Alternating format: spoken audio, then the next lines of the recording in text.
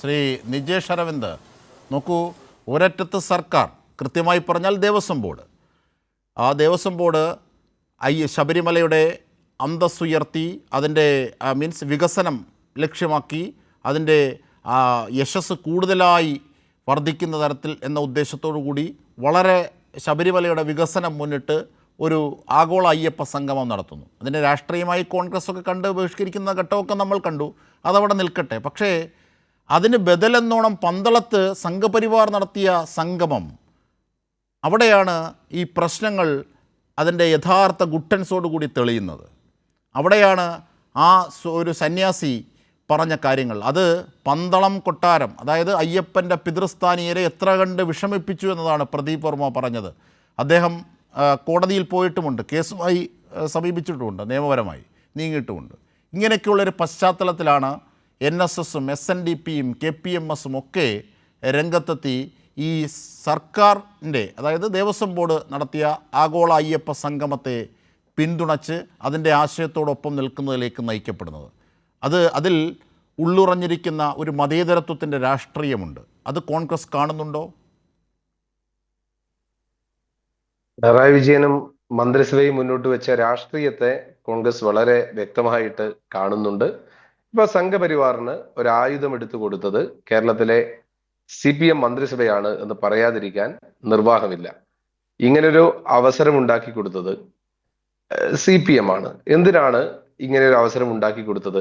ശബരിമലയുടെ യശസ് ഉയർത്താൻ, അങ്ങേയറ്റം യശസ്സിൽ നിൽക്കുന്ന ഒരു ആരാധനാലയമാണ് ശബരിമല എന്നതിൽ ആർക്കും തർക്കമില്ല. ശബരിമലയുടെ വികസനം അത് ദേവസ്വം ബോർഡിനും സർക്കാരിനും ചെയ്യാൻ ഒരുപാട് വഴികളുണ്ട്. പക്ഷെ ആ വഴികളൊന്നും നോക്കാതെ മറ്റൊരു വഴിയിലൂടെ ഒരു രാഷ്ട്രീയ വിഷയമാക്കി ഇതിനെ ഉയർത്താനാണ് നിർഭാഗ്യവശാൽ CPM ശ്രമിച്ചിട്ടുള്ളത്. ആ CPMന്റെ ശ്രമമാണ് കേരളത്തിലെ ഇങ്ങനെയൊക്കെ രാഷ്ട്രീയമായി ചിന്തിക്കുക. അപ്പോ അജിംഷാദിന്റെ വാക്കെടുത്താൽ തന്നെ ആഗോള അയ്യപ്പ സംഗമം എന്നതിന് അപ്പുറത്തേക്ക് ആഗോള ജാതി സംഘടനാ സംഗമം എന്ന തലത്തിലേക്കൊക്കെ ഇതിനെ മാറ്റാനാണ് ശ്രമിച്ചിട്ടുള്ളത്. അതിന്റെ ഹൈലൈറ്റ് അങ്ങനെ ആയിപ്പോയതിൽ വളരെ ഖേദമുണ്ട്. അത് നിർഭാഗ്യമാണ് എന്ന് പറയാതിരിക്കാൻ യാതൊരു നിർവാഹമില്ല. ഒരു രാഷ്ട്രീയ പാർട്ടിക്ക് അതിൻ്റെതായ ലക്ഷ്യമുണ്ട്.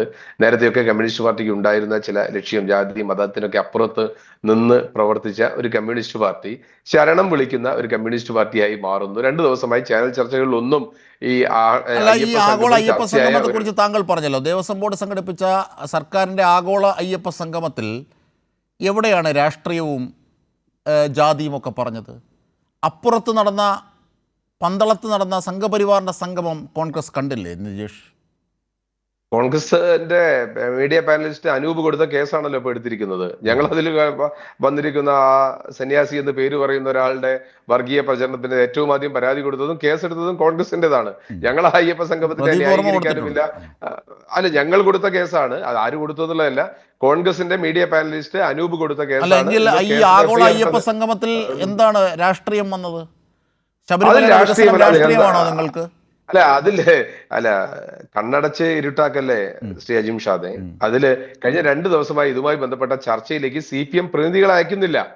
2 ദിവസമായിട്ടുള്ള ചർച്ചകളിലേക്ക് വെള്ളാപ്പള്ളി നടേശൻ പറയുന്നു പരമഭക്തനാണ് പിണറായി വിജയൻ എന്ന് പറഞ്ഞു. നിങ്ങൾക്ക് അതിന് എന്തെങ്കിലും മറുപടി പറഞ്ഞു? പണ്ട് മത്തായി ചാക്കോയ്ക്ക് അന്ത്യകൂദാശ നൽകിയെന്ന് പറഞ്ഞ ബിഷപ്പിനെ നികൃഷ്ടജീവി എന്ന് വിളിച്ച പിണറായി വിജയന്റെ സാന്നിധ്യത്തിൽ അദ്ദേഹം പരമഭക്തനാണ് എന്ന് വെള്ളാപ്പള്ളി നടേശൻ പറയുന്നു. വെള്ളാപ്പള്ളി നടേശൻ വന്ന വഴിയൊക്കെ നിങ്ങൾക്ക് അറിയാലോ.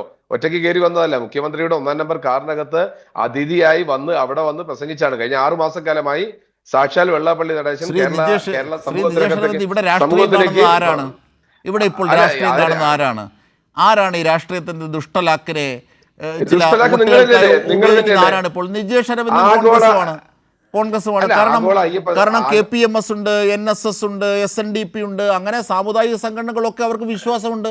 അവർ വിശ്വാസത്തിന്റെ ധാരയിൽ വരുന്നു. വിശ്വാസികളെ മുഴുവൻ അവഗണിക്കാനാകുമോ ഒരു ജനകീയ ഭരണകൂടം? തീർന്നില്ല.